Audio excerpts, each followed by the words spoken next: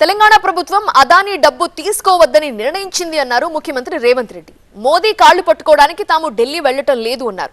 అదానికి బీఆర్ఎస్ అనేక ప్రాజెక్టులు ఇచ్చిందన్నారు. అయితే రేవంత్ వ్యాఖ్యలకు కేటీఆర్ కౌంటర్ ఇచ్చారు.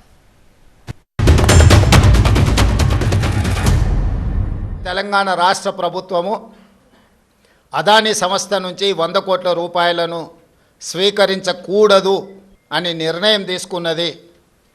ఈ విషయాన్ని మీడియా మిత్రుల ద్వారా సమాజానికి మేము చెప్పదలుచుకున్నాము.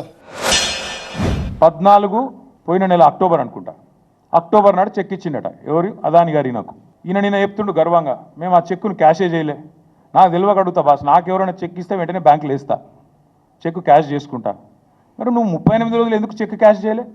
అయితే వానికి ఇచ్చే ఉద్దేశం అన్నా లేకపోవాలి, నీకు దాన్ని క్యాష్ చేసే ఉద్దేశం అన్నా లేకపోవాలి. కాళ్ళు పట్టుకోవడానికో కేసులను ఎత్తేయించుకోవడానికో మోడీ ముందు మొక్కలిల్లడానికో ఢిల్లీకి వెళ్ళడం లేదు. కేంద్ర ప్రభుత్వాన్ని అవసరమైతే నిలదీసైనా రాష్ట్ర ప్రభుత్వానికి రావాల్సిన నిధులు అనుమతులను తెచ్చుకోవడానికే మేము ఢిల్లీ పర్యటన చేస్తున్నాము. పోయేది అక్కడ చీకట్లో కాళ్ళు పట్టుకోవడానికి, రాహుల్ గాంధీతో బేరమాడి బ్యాగులు ఇచ్చి మూటలు ఇచ్చి ఆయన కుర్చీ కాపాడుకోవడానికి, అంత తప్ప ప్రజల కోసం పోతలేడు, పోడు.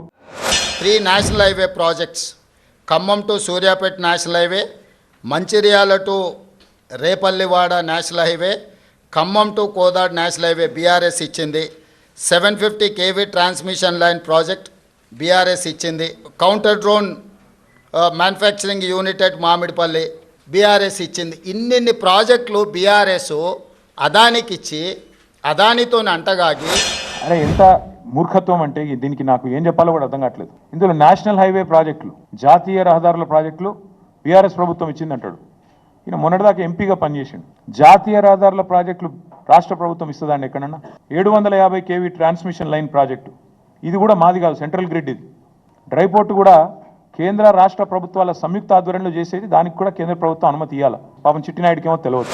ఆయన పక్కలో ఉన్న వాళ్ళే పక్కకు వచ్చి ఫోన్ చేస్తారు, అన్న ఇది పిచ్చిలేసినట్టుంది, ఏందేదో మాట్లాడుతుండు. కాబట్టి ఇప్పటి నుంచి సైకో రామని ఫిక్స్ అయిపోయి తిరుగుతున్నావు. తెల్లారు లేస్తే సైకో, నేను సైకో అనట. మరి నువ్వేంది సాడిస్టువా?